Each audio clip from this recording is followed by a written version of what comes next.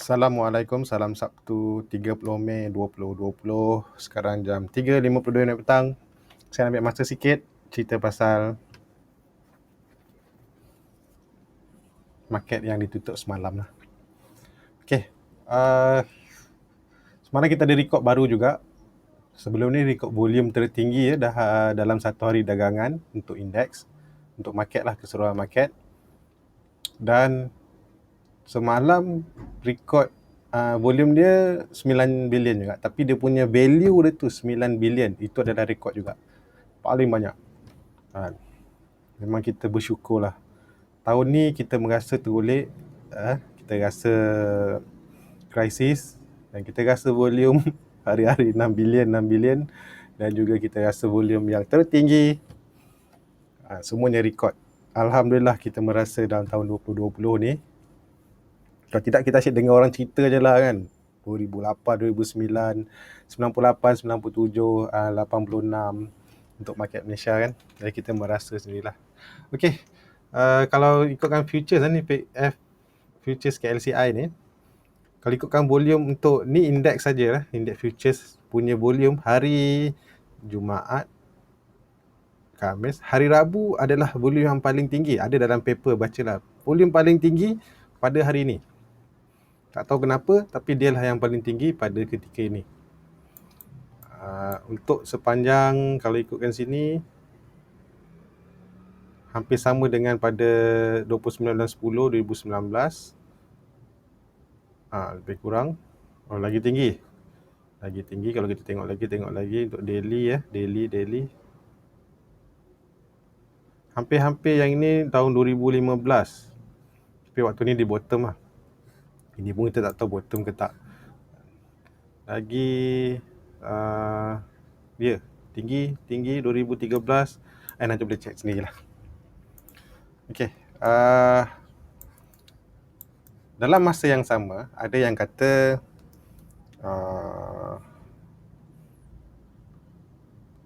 market dah cun lah. Sebenarnya market kita memang cun pun daripada bulan April lah, awal April, hujung March, April memang naik sajalah. Sebab indeks memang nampak naik je lah.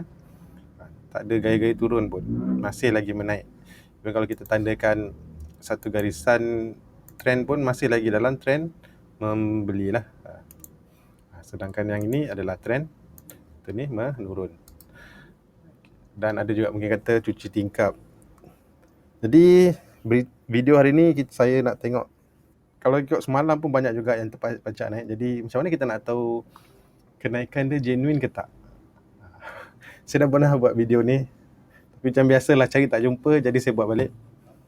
Antaranya kalau kita nak check, double check saja je lah, check. Pergi pada paling untung, dan kita susun ikut perubahan yang paling banyak. Okay, kalau kita tengok kat sini, contoh macam Carlsberg, nampak untuk daily chart dia nampak terpacak ya, hijau ya. Petronas Dagangan nampak terpacak, Petronas Gas nampak terpacak. Bacaan macam cantik gila. Harta Lega pun terpacak, QL terpacak, FNN, Mega First terpacak, Heineken sikit, Pentamaster terpacak. Okay, kalau kita nak tengok, saya tak tahulah genuine ke tak, tapi kita boleh buka sekadar untuk kita tengok ya. Benda ni selalu berlaku. Tu yang kata kadang bila time cuci tingkap tu memang selalu berlaku. Buka pada chart daripada daily ni, kita tukar pada 5 minit, dan kita akan nampak macam mana dia terpacak. Adakah dia terpacak disebabkan genuine, ataupun dia terpacak sebabkan dia terpacak. Last minute ni minit yang mana sebelum 4.50 yang 4.50 tu harga berubah. Kita cuma boleh beli pada satu harga saja, dan harganya memang terpacak. Daripada RM27.73 untuk Carlsberg ni, dia terpacak sampai RM28.89. Ini yang saya kata, jenis-jenis macam ni kemungkinan tu lah, kemungkinan dia nak kata mungkin kurang genuine lah kan. Petronas Gas pacak, Harta Lega last minute pun terpacak, QL pun terpacak. Razer ni tak terpacak. Even Penta pun daripada petang sebelum tu RM4.90 terpacak sampai RM5.13. Maknanya harga close RM5.13. Vitrox terpacak. Rubelrex ni rasanya tak. Tak. BBB jatuh. Sebelum tu RM16.80 pun terpacak. Kalau kita tengok daily nampak macam wih, sedapnya. Breakout dengan volume tinggi kan. Dia terpacak. Dan terpacak ni pun memang ada volume pula tu. Bintang tak ada, ni tak ada, tak ada. K Plus tak ada. C Plus nampak comel lah kan. Ni CIMB terpacak. Okay, kalau kita terbalik pula, kita tengok paling rugi. Paling rugi pun kita akan nampak yang sama juga kategori dia. Dia terpacak ke bawah. Dia kalau tadi terpacak, ini kita panggil dia terbenam. Pun ada volume juga banyak. Kita ada Nestle, ni terbenam. Time.com pun terbenam last minute. Public Bank pun terbenam lah. Gila daripada RM15 terus jadi RM14.65. MPI tak ada. Panasonic tak ada. United Plantation tak ada. Ni ke atas pula. Rugi-rugi pun ke atas. BAT terbenam. Yang ni tak ada. Padi ni pun terpacak, terbenam. Okey, secara kesimpulan dia, Subadiki pun terbenam. Secara kesimpulannya, apa yang boleh dikata, yang mana kalau yang terpacak naik tu selalunya, bukan kata wajib, tapi selalunya Isnin nanti market buka, dia akan buka low. Maksudnya dia buka low lah. Dia get down. Sama dia get down terus ke bawah ataupun di tengah-tengah ataupun di mana sajalah. Biasanya dia takkan buka lagi tinggi ataupun sama dengan ni. Biasanya dia akan ke bawah dulu. Okey, itu saja. Nanti boleh cek sendiri ya. Bukan apa. Dalam setahun tu memang selalu berlaku benda-benda macam ni. Ada ketikanya memang kita nampak dia akan teruskan kenaikan. Ada ketikanya macam dia dah slow sikit Okay. Untuk glove ni pun walaupun dah tegak, dia punya kita panggil dah macam parabolic move tapi sebenarnya dia belum masuk lagi kawasan orang kata menjual. Masih lagi gila beli. Jadi untuk short term kita pun tak boleh beli banyak-banyak short term lah.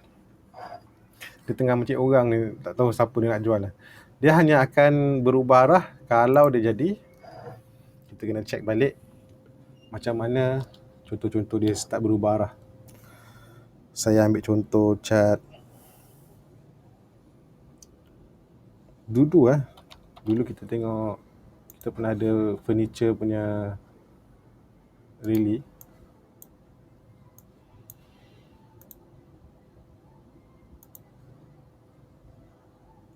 Furniture punya rally 25 sen. Ini pun sikit lah. Sama ada kita kalau buat satu trend line, sehinggalah trend line ni dia break ataupun dia start buat double top ke triple top ke, dia berpusing-pusing macam ni lah. Untuk yang strong punya rally susah lah apa pakai dulu Lihan lah.